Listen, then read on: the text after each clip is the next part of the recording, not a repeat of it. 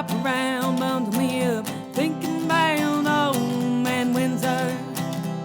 Another year has flown by, out with the holiday dresses and ties, gussing up on this. Look at this. And look, over here, and over here, and over here. Everywhere around here. It is dry. On the train, I started studying the weather, and I didn't want to go back. I so regretted finishing the hike. I've still got about 14 days to go. I looked at the weather on the other side of the mountains. There's hardly any rain forecast. And there's forests everywhere. I mean, it's not the same as around Bergen, but my God, I mean, I got off this station called Gül at 3 in the morning. And the waiting room was so toasty and warm. I had a good night's sleep, morning sleep.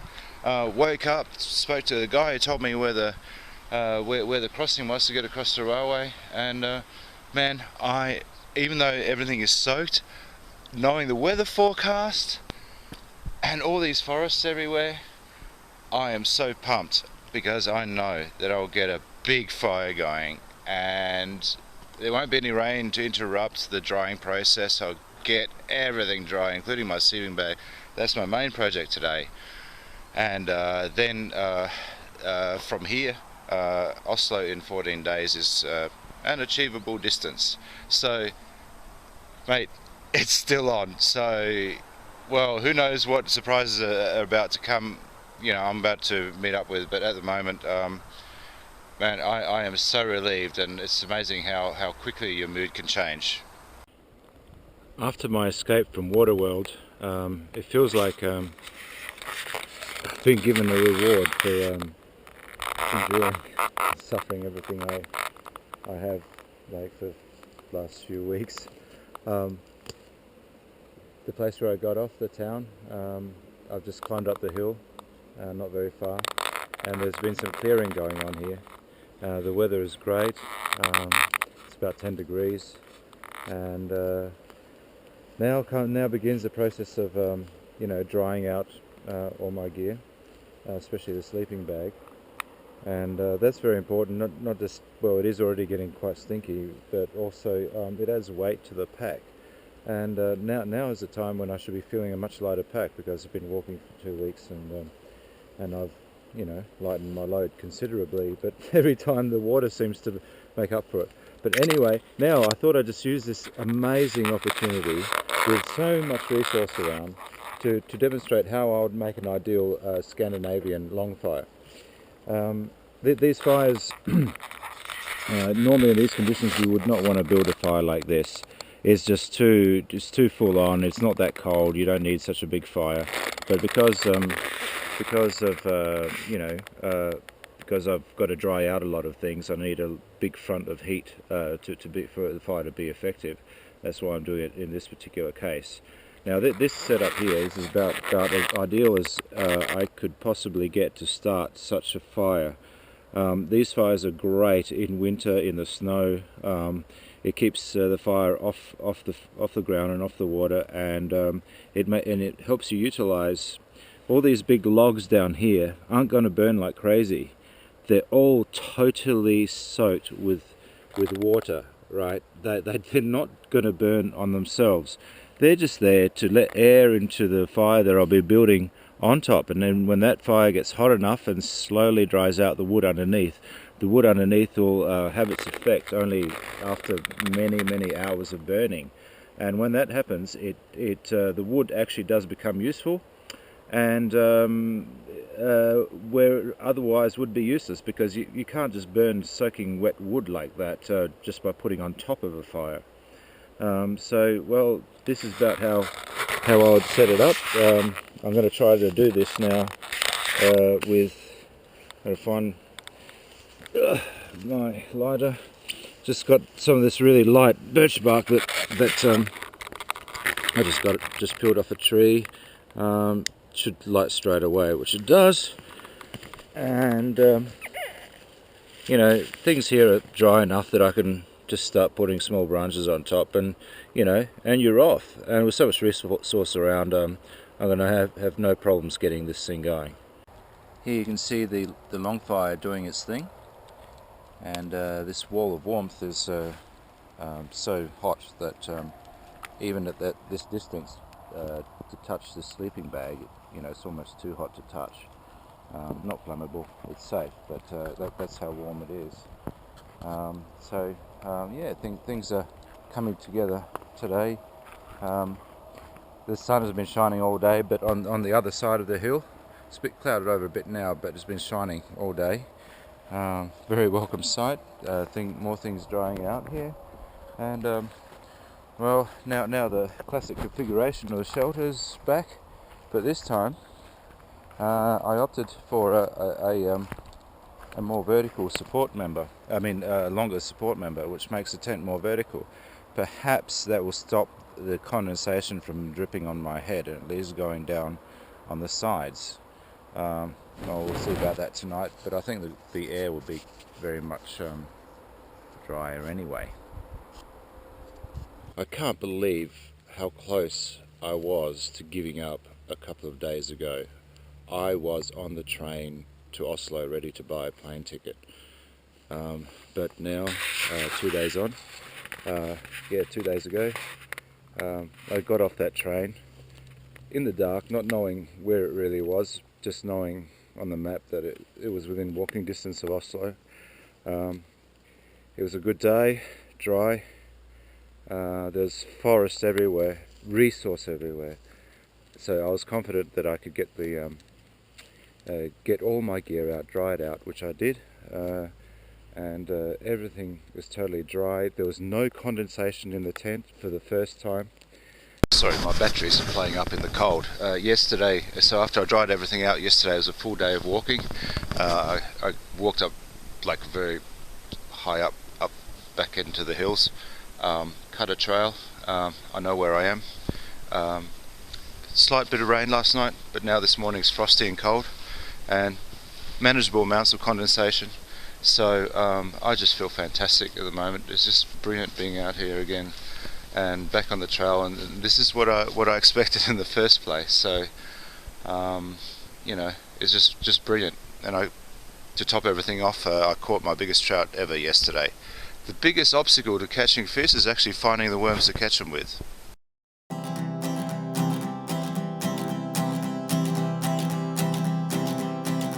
Put me something warm in my cup, wrap around, bundle me up, thinking about old man Windsor.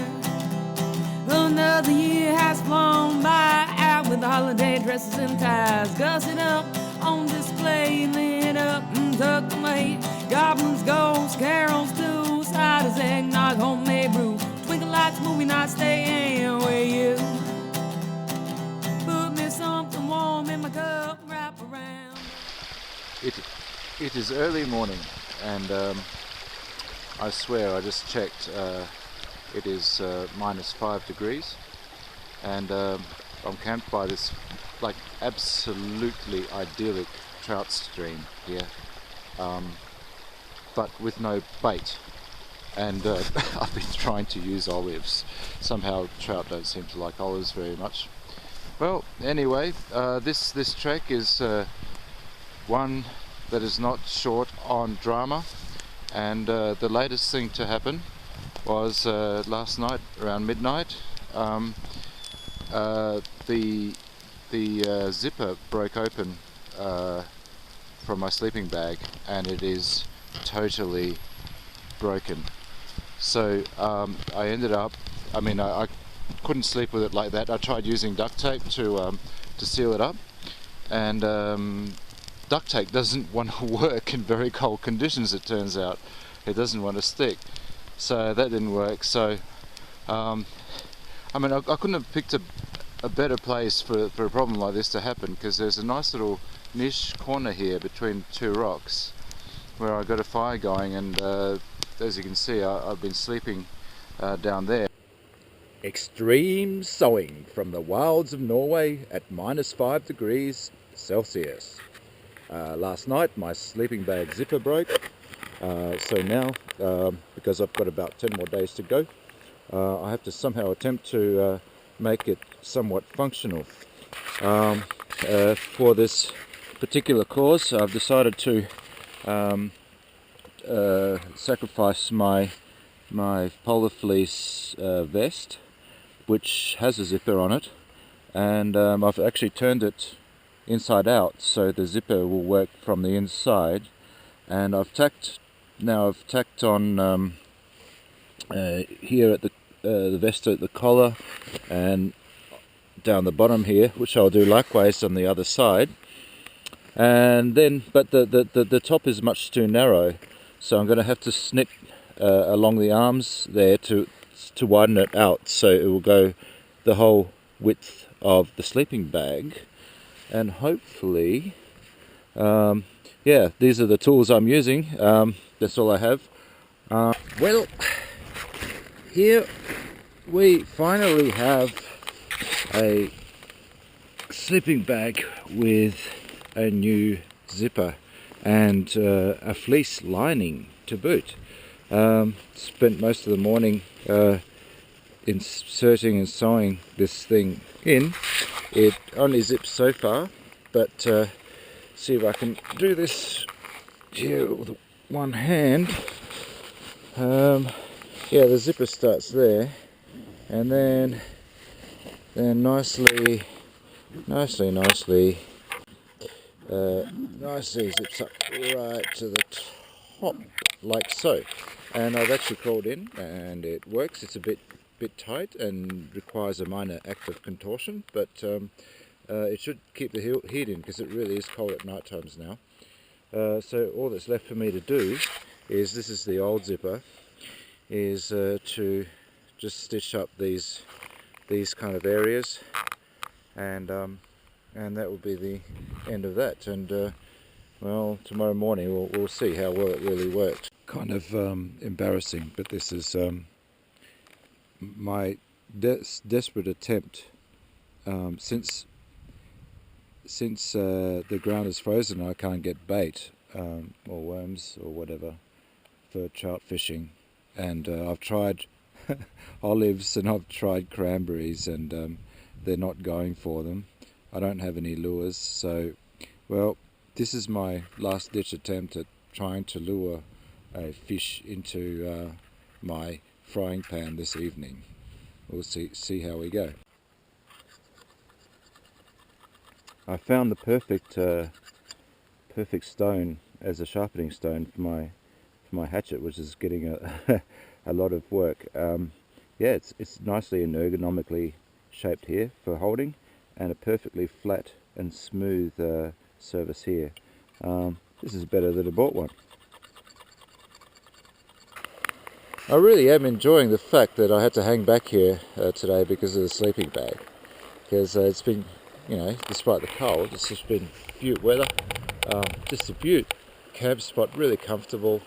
You know, catching a few rays there with a solar charger, and this is, yeah, where I'm doing the sleeping bag. And here, the reason this fire looks a bit too big than it should be is, I had this idea, since I'm staying an extra night, while I'm working on the sleeping bag, I put about 6 or 7 big rocks under this fire, which have been cooking away all day, with a view to taking them to the tent over there, closing it up, and having a sauna tonight. That would really top things off, because that's the only thing that would get me to jump into cold water like that.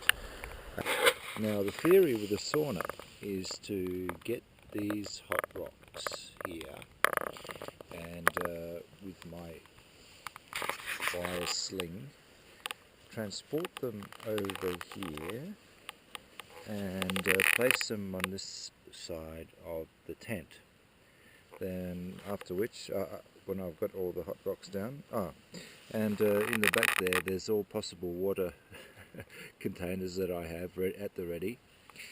So when all the rocks are down, then I would take this is my poncho, former poncho, let's say, and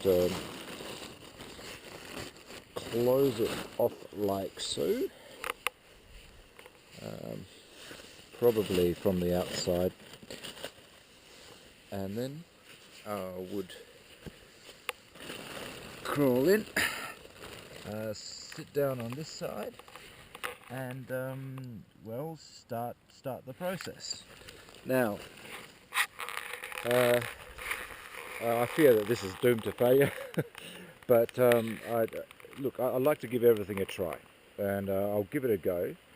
And it's only from this experience that I know that it probably won't be the last time I'll try to do this, and it's from this experience I'll know next time what to do and what not to do.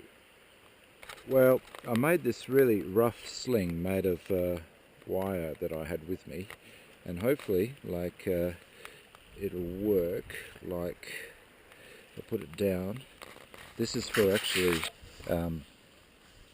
transporting the very hot rocks for my sauna.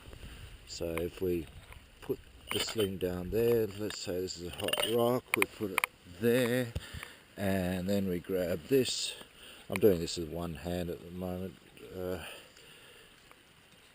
and then we just grab it, we take it to where we need to, put it down, and that's hopefully how I'll be able to do it. Okay, now for the true test. I've got a few of these hot rocks in the sauna tent. So let's see how we go with the steam and the water. Whoa! Look! Look at that! Well, okay, they're pretty hot. There's not many of them, but it's a small space, so hey, this might actually work. Okay, I'm sealed up now in the sauna tent. There are the rocks, and I've got my temperature gauge with me, so we'll be able to see. It's already shooting up very fast, and that's on the ground. So yeah, it's already warm in here. I haven't even poured any water on the rocks yet. This should be a lot of fun. Okay. Let's be careful not to touch them. Let's go. Ah, look at that. Whoa! Woo! One of the cameras fogging up yet. Whoa, man! Oh, yeah. This is insane. I hope. Oh, this is fantastic. Oh my God, it's so hot. I have to take this shirt off straight away. I'm sitting by the fire because this time because it's about -5 degrees, and it got too cold to sleep. I don't know what time it is because my mobile phone isn't working. My sleeping bag is falling to bits. Geez, I don't know if you can see, but my pants, they're also falling to bits. I've already tried mending them once. My brand new boots are also being challenged here, and I'm sleeping in a 3x4 meter tarpaulin, and sometimes, you know, you got to sit back and got to have your time to sit back and think about things generally. And at this moment, sitting by the fire, I'm not feeling particularly challenged by anything because I'm toasty and warm and whatever, and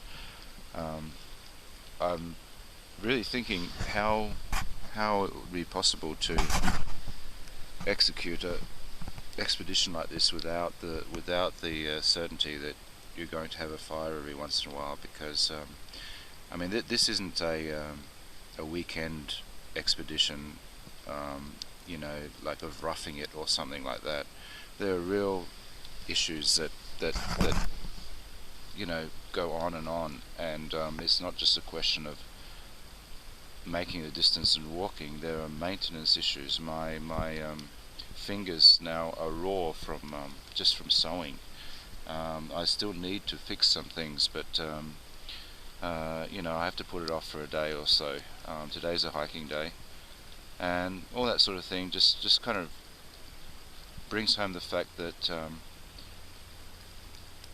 without a fire and a place to, just for a couple of hours or an hour, to sit down, reflect without being challenged by your environment, is that time you need to make reasoned and well-judged decisions. If you're being challenged in, like, by the rain or the cold or the heat or the wind, you're not thinking straight. I know that now for sure. And so the best thing to do in those situations, either you sit tight and you don't make major decisions, or you get yourself comfortable where you can sit down and slowly think things through. I mean, a good example of that was when I bailed out during the, like, the rainy days, and I couldn't hack it anymore in the rain, and I was, I'd had enough of Norway, I'd had enough of everything. I got on the train to Oslo to buy a plane ticket to go home. While sitting in a nice warm waiting room, and then in the nice warm train, my thinking started coming back together again, and I was thinking, what the hell am I doing? And I said, there's got to be a solution, and then I started looking for one. And without those moments of being able to sit down without being challenged and think things through, it's very dangerous in this environment. You need that, and that's why I'm saying, like, fire is so important, and a lot of the decisions that I make about where I camp and what I do are based around the fact is, okay, is there a situation here in this place where I can at least sit down for a few hours and just think things through before I make my next decisions. And if you're just traveling with a gas stove, it's not the same thing. You can't, that is only for cooking, and that's it. And the rest of the time, I don't know how people do it, really, psychologically, if they even do it. I don't think an expedition like this would be possible. For one, you'd run out of fuel, that's for sure. But yeah, anyway, there are a few ponderings, and it looks like this morning it's getting a bit brighter, so so today I think I'll get an early start. Feeling good now, nice and warm, thought things through, got my game plan worked out, so on we go.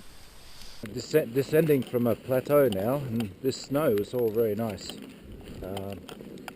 but since I'm descending, I hope it doesn't turn to rain. If that happens, it could be awfully miserable.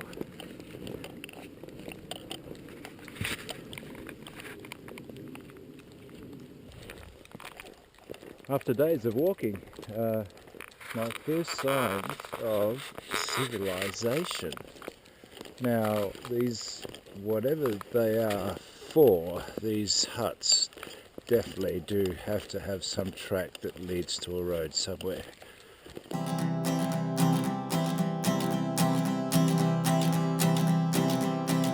Put me something warm in my cup, wrap around, bundle me up, thinking bound home and Windsor.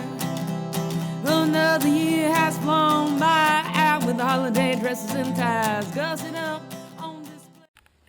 Well, the snow is really coming down now. Those buildings that I saw earlier were just a mirage. It's not unusual in Norway for buildings to be in the middle of nowhere with no tracks in or out. They just get stuff in there in winter, I think, by a snowmobile or something. So, well, I'm keeping in my southerly trajectory and found a fairly sheltered place here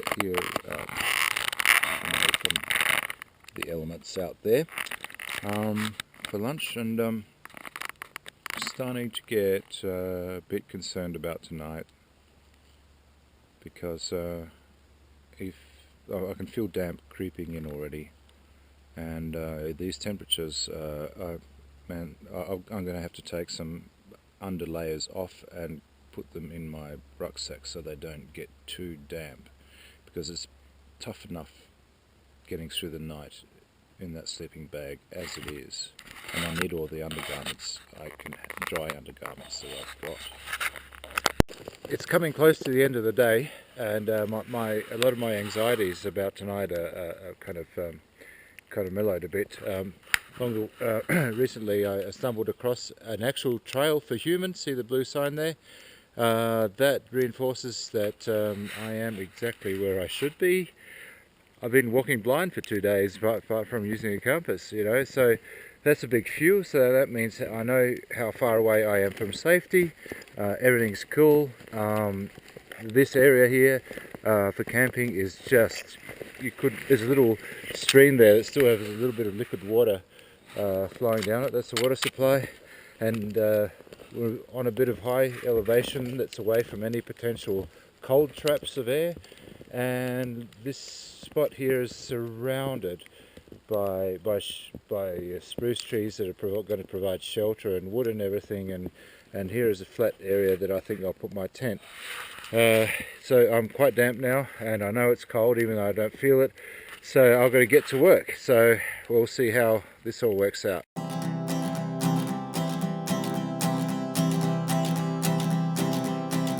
Put me something warm in my cup, wrap around, bundle me up, thinking about home and Windsor. Another year. Now, I'm not doing this for amusement. You know, it's coming towards the end of the day, and I'm really tired, really bushed, and there's not much a choice of sheltered camping spots. I don't want to be sleeping in the marsh down there in the swamp, and the hillside here is quite steep and rocky, and the only place I've found with potential is this particular rock here. It will really test the versatility of my shelter. It's a big flat rock. I mean, it slopes down this way, but if you come back this way here, this could be the head end up here, and it's already nicely upholstered. So we'll give this a try. I'll lay some spruce boughs on here to insulate it a bit, and try to get the tarpaulin around it, see how it works. Not a bad place to have lunch. Yesterday was all foggy, and I was walking along similar areas, but I didn't see anything at all.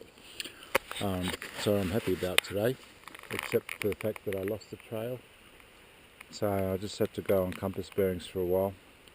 I have to go that way, east, southeast, something like that. Last night, slept fine on the rock. It all worked really well, and despite all the weather and everything, got a good fire going, and got some intake of food, because I was low on calories, and I was feeling pretty low yesterday. So all good, and I'm totally run out of battery power. I haven't communicated for about 4 days now. I hope people aren't getting too worried. I'm trying to catch a few rays. Maybe I can get some messages off tonight or something, hopefully.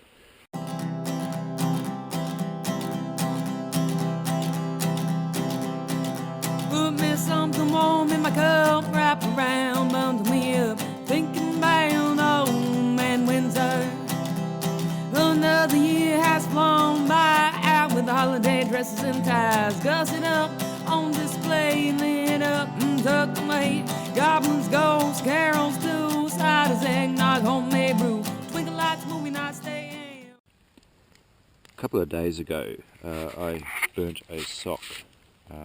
Now that's turning out to be hugely significant, because all I've got left is one pair of dry socks, which would be my bed socks, and these ones here. So basically there's no time to actually dry them out properly. So my strategy now is to get them as dry as I can, and use my one spare sock as a rotating sock. The one that's replacing, that's wet, I'll wear on my left hand as a glove, and hopefully my body heat will dry it out during the day. And the foot with the wet sock, I'm hoping to help insulate. You know, I'm going to try this out. I'm going to put in some spruce needles here, just to help insulate from the cold snow at the bottom. Yeah, it's a real bummer, but that's the way it is. And with regard to communication, it's really bad. I have to get to civilization because I've run out of battery power, and people are probably wondering like what's happened to me, and and it's time for a maintenance day too, so there's a lot to be done today.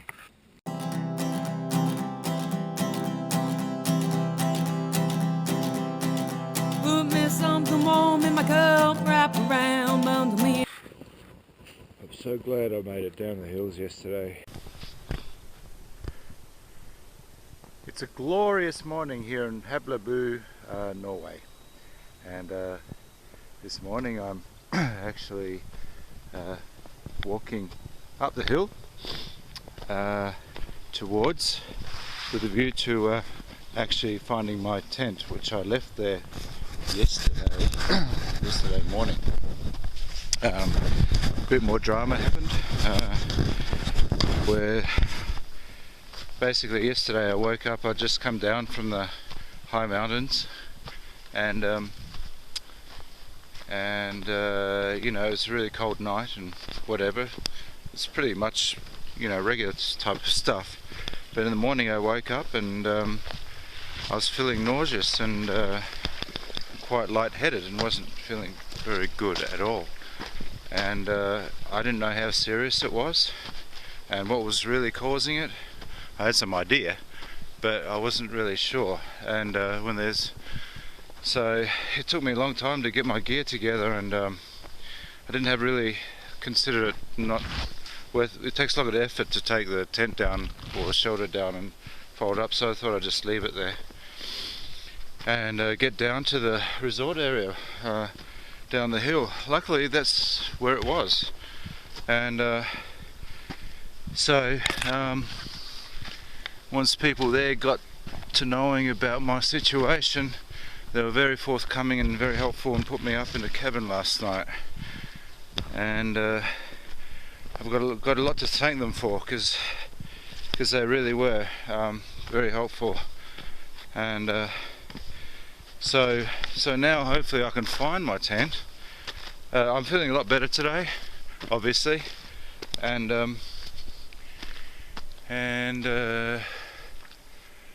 hope to continue my journey. I've still got about 2 days of supplies left, but it's just pure rice. That's all it is. And I'm so damn sick of rice after having, alright, I admit it, I had a hamburger yesterday and it was the best hamburger in my freaking life, I tell you. It was so damn good. After that it's just hard to eat just rice, but I don't know, the only place where I can actually buy supplies is about 17 kilometers down the road from this resort area. So that would be my aim to get to tomorrow. I don't think I have enough time today. Today my best hope is to get moving again and to establish a nice winter camp. I mean, this sort of weather here, you know, in this sort of environment, I mean, it's like my backyard, you know. I know it, I'm used to it, and as long as there's nothing else really bothering me, I should be okay in it, you know. So with all this talking, I might have gone past the tent, I don't know. Okay, we'll see about that. As we come through the trees, what have we got there in all its glory? Let's see how it stood up to last night. There was a light snowfall last night and all day yesterday, and got a bit of snow on it. Hopefully it hasn't frozen up, otherwise yeah, it's going to be hard to get down. At one stage I thought I was going to be leaving it here. I didn't know if I'd be coming back, but here I am. Let's have a look.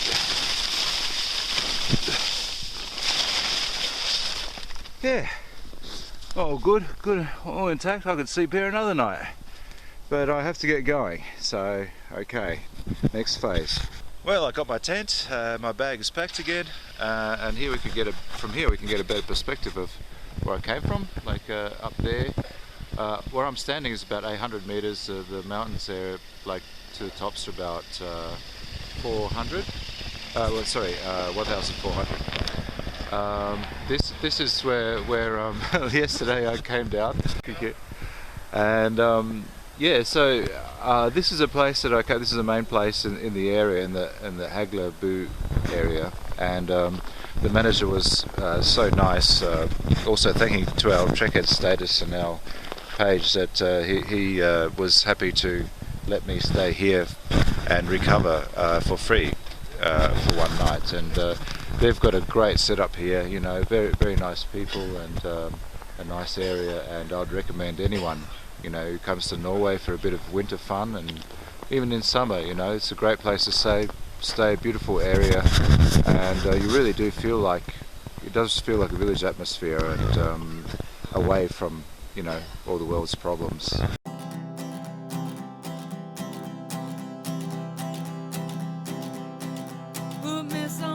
There's nothing easy about what I did. Thinking about home and Windsor. Another year has flown by out with holiday dresses and ties.